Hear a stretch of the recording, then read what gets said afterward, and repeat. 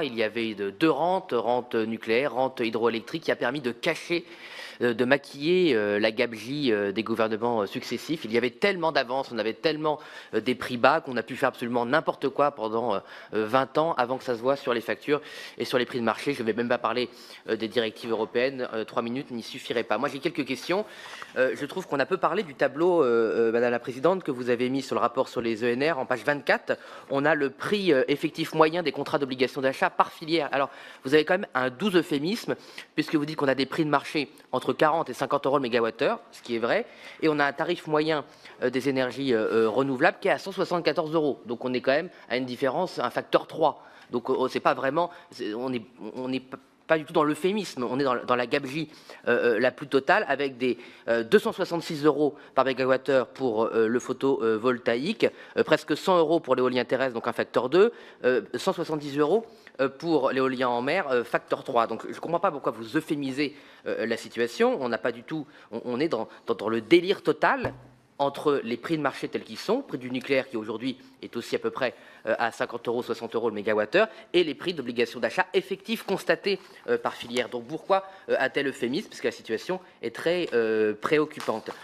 Ensuite, sur les ENR, il y a quand même un certain nombre de scandales. Moi, je vois, et tardif, parce qu'on nous avait dit, par exemple, sur le solaire, oui, au début, on a eu un petit problème de mise en place, mais après, ça s'est arrangé. Or, vous dites, page 14, qu'entre septembre 2021 et 2023, un processus d'indexation qui a conduit le prix de rachat du solaire à passer, pour certains contrats, à 240 euros le mégawattheure. Comment ça a été possible? Pour 0,8 gigawatts installés, on a un surcoût de 1,7 milliard sur 20 ans. Qui est responsable de cela? On a un surcoût moyen, page 35, de 10% par rapport à l'Allemagne. Qui est responsable de cela? Vous renvoyez un amendement sur le fait qu'il y a 5% des ENR solaires qui coûtent 2 milliards d'euros. Pourquoi aussi renvoyer à l'amendement? Parce que c'est vrai, parce que c'est quand même absolument dramatique. On a carrément, moment, un scandale des scandales, page 40, encore l'indexation. On arrive à 700 euros par mégawattheure pour des contrats de 2009. 700 euros mégawattheure. Donc on est 20 fois, plus de 20 fois le prix du marché. Comment est-ce possible? Sur les EPR, parce que moi je ne me fausse pas, moi je ne comprends pas votre recommandation. Parce que vous dites, oui, il faut, votre nouvelle recommandation, excusez-moi, il y a eu beaucoup de pages, vous dites, il faut retenir la décision finale d'investissement tant qu'on n'a pas la sécurisation du financement. Mais ce n'est pas le problème de la sécurisation du financement, Madame la Présidente, c'est le coût de l'EPR, puisque vous dites vous-même qu'on passe presque après actualisation à un coût qui sera plus de 100 euros le mégawattheure, contre un coût aujourd'hui actualisé de 50 euros. Donc comment c'est possible? Je veux dire, là, il y a un moment, il y a des décisions importantes à prendre. On ne peut pas s'engager dans EPR2 juste parce qu'on est fier du nucléaire, avec un tel coût. Et puis moi, ma question finale, c'est très simple, c'est, désolé, Monsieur le Président, il y a quand même beaucoup d'informations, dans le rapport sur la maintenance, 10 milliards d'euros juste pour les normes Fukushima. Alors moi, j'aimerais qu'on m'explique pourquoi il y a des normes Fukushima pour la France, sachant que rien de ce qui s'est produit à Fukushima ne peut physiquement se produire, ne peut physiquement se produire en France. C'est impossible. C'est comme dire à un cosmonaute, il faudrait que tu prennes un maillot de bain. Merci. Madame la Présidente. Merci. L'approvisionnement énergétique était une véritable préoccupation du gouvernement, et il n'y a pas eu de modification de ces fameux contrats dits S6, S10 qui ont été maintenus à un niveau élevé dû à une série de circonstances de marché qui malheureusement s'est révélée non positive pour nous. Voilà, très rapidement. Excusez-moi, je vous relance quand même parce que, même si je ne suis pas en accord avec ce qui a été posé, mais les questions étaient relativement précises sur les prix évoqués. Vous n'avez pas de réponse là-dessus, sur les prix sur les lignes qui vous ont été données par M. Tanguy? Alors, sur les lignes, il fait référence, M. Tanguy faisait référence au tableau numéro 3 qui a trait aux obligations d'achat par filière.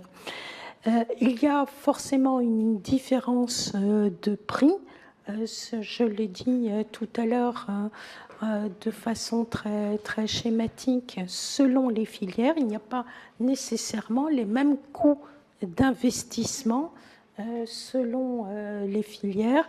La tendance récente est plutôt sur les obligations d'achat à en faire le moins possible, mais vous ne pouvez pas faire des appels d'offres sur du tout petit photovoltaïque.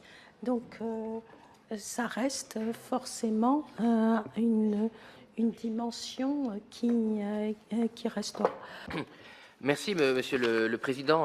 Madame la Présidente, entre la page de 37 et 40 du rapport sur les ENR, il y a des dysfonctionnements très graves au sein de l'État, une décision qui semble vous surprendre du Conseil d'État sur une façon pour limiter les surcoûts des contrats ENR et des dysfonctionnements très graves.